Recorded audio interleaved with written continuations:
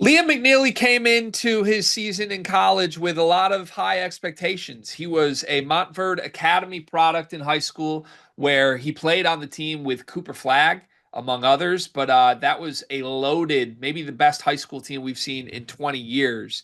And he was a top 10 recruit, big shooter with size and skill. He committed to Indiana at first, then he decommitted and ended up choosing the two-time defending national champion UConn Huskies, where he had big-time expectations. Liam McNeeley was very good. I would argue individually he lived up to his expectations at UConn, but the team certainly did not.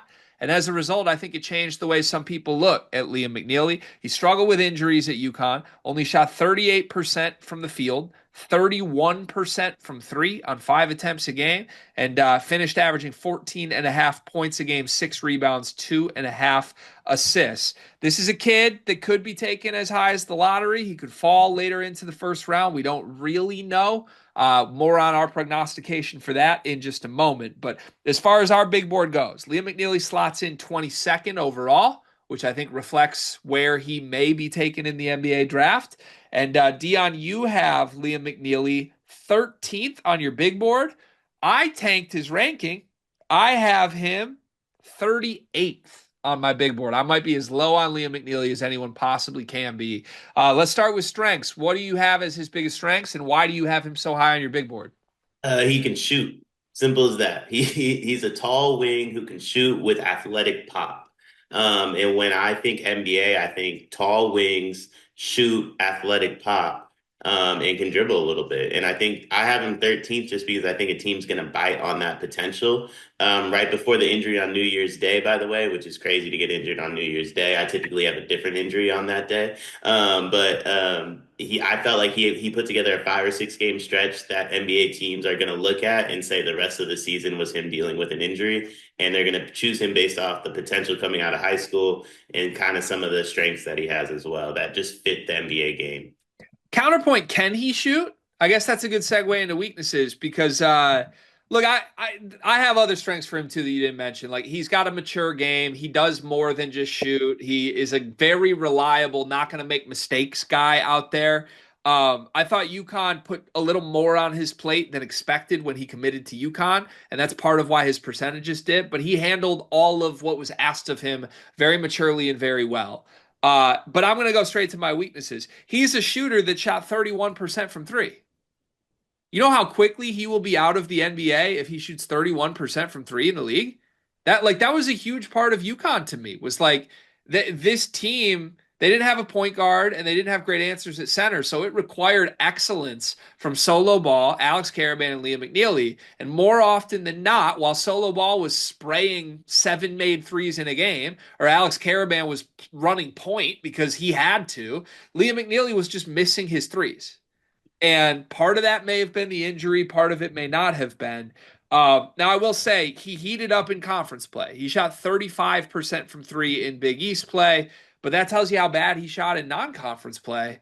If his season total was 31% and he shot 4% higher in conference, there's no reason to doubt the shot. It's a pretty release, quick release, all of that. But he's got to make shots. And I don't like shooters who are billed as like, I do one thing, I'm elite at it, and they have data that says they're not elite at it. I'm not doubting he shot 35% in conference play, but when I'm looking at his game logs, like if you look at his game logs, it doesn't look like he did that. It looks like he shot way better in non-con. Really?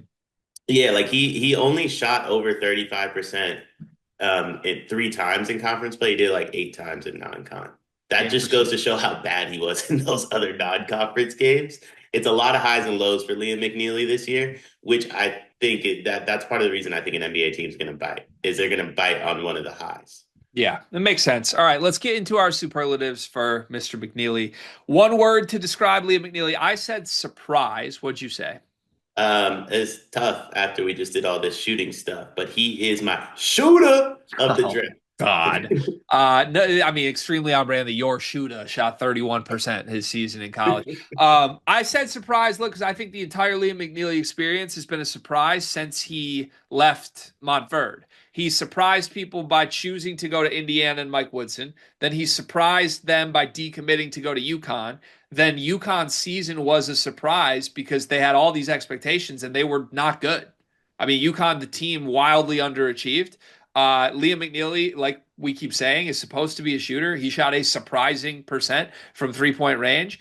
And I also do feel like there are positives and the good things about Liam McNeely's game that would surprise you. You would look up and all of a sudden he'd be finishing at the rim with a really unorthodox, tough play that just doesn't look like he is something he would make on the surface. So I think at the next level, if he's going to stick, there needs to be less surprises, and it just needs to be more. This is what you get from me every single game. But for now, that's been what defines Liam McNeeley to me. Also, want to point out, I just realized Big East play started in December, so that's Let's go to floor or ceiling. What is more likely for Mr. McNeeley to hit? I said I think he's more likely to hit his floor. I don't think Liam McNeeley is going to actually stick in the league. I have once we get to it, I have his floor like as a pretty good NBA player. Like I don't think people are going to be too upset about where I have him at in his floor, but I think his ceiling is so high that I don't think he could actually hit his ceiling. It's just it's too high of a player. Yeah. Okay. I don't hate that whatsoever because I agree with you. I said floor. And look, I'm as low as anyone on earth is on Liam McNeeley, the NBA draft prospect, for all the reasons I've already said. I'm not going to beat a dead horse. I think it's more likely the bad happens here than he figures it out and shoots the lights out. Best team fit. What would be best for Liam draft I said wise? Pacers. High paced, shoot a lot of threes, get up and down the court, get yourself some easy dunks on fast breaks. No one on the Pacers coaching staff is going to tell you took a bad shot, regardless of who you are. So I think that's perfect for McNeely.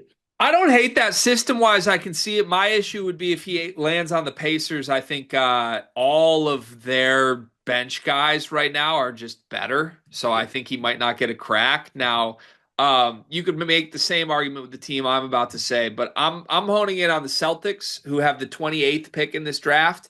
You need to get really lucky that he falls that late. But let's also be real. White guy named Liam in Boston, like he'd be a fan favorite. But they have the star power so much so that their fourth and fifth guys that are out there are literally just floor spacers. It's why you've seen Sam Hauser develop into a legitimate guy for a championship level team. To me, Liam needs that. He needs to not be asked to do anything but run corner to corner and hit jump shots, and the Celtics would allow him to do that. I like that fit a lot. I honestly, I also like the OKC fit too. Any of those like super elite contenders, I think he could play for. Yeah, I could see that. Okay. In 5 years, where is he? He could be all NBA, an all star, a starter, a bench guy, or something worse than a bench guy. What do you got? I said starter. I think he's going to shoot too well not to be a starter. I don't think he'll ever reach that all-star superstar type potential though. Okay. I said bench guy. I think he'll still be in a rotation. And I think 5 years is close to the cutoff where could be worse. I thought about this would be my first prospect that I go lower on than that. But no, I'm going to give him the benefit of the doubt. 5 years, get through one contract. I'll think it happens. Most likely to, I said Liam McNeely is most likely to play for 10 plus teams out of anyone in this draft. What did you say? I said most likely to have to work on his bark after being drafted by Oklahoma City. I mean, that's nice.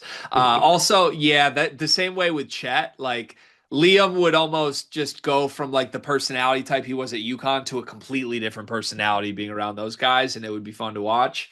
Yeah, I the reason I said play for 10, I just think he's probably going to shoot like 33% on his first team, and then a different team is going to talk themselves into the pedigree, and oh, he's going to shoot better. We can unlock it. And then even if he does, if he gets to the point where he is a 40% shooter, then he becomes more valuable to the point where like championship teams will want to throw a 1 year deal at him in his veteran years. So that's sort of the vision. Even if it works, I think by the time he's in his 30s, he's like 1 year contract, hired gun, Danny Green type. Let me go help a championship contender over and over again. Let's get to our player comps. I'm excited for this. Best case player comp for Liam McNeely, I said Danny Granger. Ooh, that's a good one. I said one I think you'll like based upon where you said his best fit was. I said Derek White. Okay, go ahead and talk me through Derek White. Derek White does a lot of things on the court. Derek White gets a lot of credit for doing a lot of things on the court he does not do. I think Derek White's a phenomenal shooter, plays solid defense, nothing too crazy. He kind of can create for himself. He kind of can create for others. I don't think he does anything at the exceptional level, but because of the way he shoots, because of how hard he plays, because he can get up and down the court on a fast break, we're talking about a guy that like legitimately could be an all-star. And I think Liam McNeeley kind of fits that mold a little bit of like, I'm not doing anything too crazy, but I'm also not doing anything poorly. The reason I don't like Derek White is because Derek White's an awesome defender, and Liam McNeeley, I think, was a huge part of why UConn's defense on the perimeter was terrible. I mean, they were terrible as a perimeter defense all season long, and it was because Liam could never come off the floor. So there were other reasons too. I don't want to act like it was all on him, but like the fact that he was on the floor did not help the UConn perimeter defense get figured out.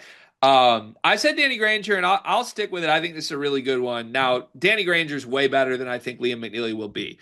But if it works, if the best case scenario for Liam McNeeley happens, to me, it would end up being a career arc that looks a lot like Danny Granger, where he's like kind of good for a couple years, getting better. Then all of a sudden, he has a breakout all-star season where he's one of the leading scorers in the league because he makes all his threes. And then you're like, oh my God, could he be an all-star for 8 more years? And no, it never happens again because he goes back from a 42% three-point shooter down to 33% again 2 years from now. Danny Granger had one of the weirder arcs ever. At 25, he was an all-star, couldn't miss. And then at 31, he never played again. And by the time he was 28, he was 5 points a game, 6 points a game. So similar size, by the way. Both those guys like 6'7", 6'8", 6'9", 220. I feel like positionally, Danny Granger is what Liam McNeeley could be. And that's a good best case outcome. Worst case outcome for Liam McNeeley, I went with Kyle Singler. Oh, oh, mine might be a little too high. Who do you Now got? that I hear yours, I went Buddy Hield. Oh, I that's super high. Yeah, so I think I think his floor. That's why I meant like when I said his floor, I was like, his floor is still a good NBA player to me.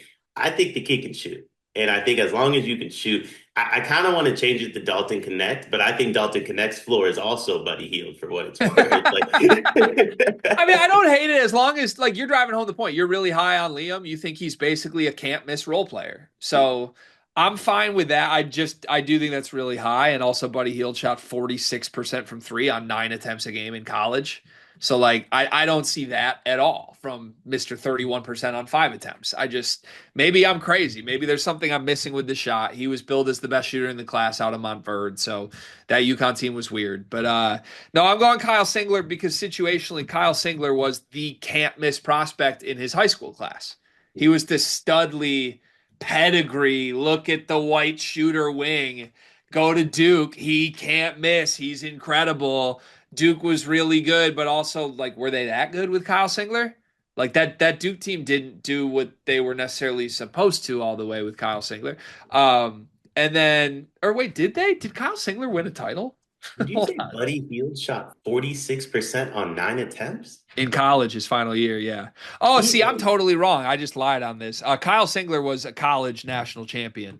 Anyways, I digress. Buddy Hield, you owe Steph Curry 46% on nine. We're gonna move on before I get myself in any more trouble with Duke fans. But yeah, Kyle Singler very quickly in and out of the league, just not good enough. That's my Liam McNeeley comp. If you liked this video, we have 79 more of these. Go subscribe to the channel. We're dropping 3 per day leading up to our NBA Draft live show, NBA Draft-a-Palooza. Thank you to Dion. Thank you to you for watching.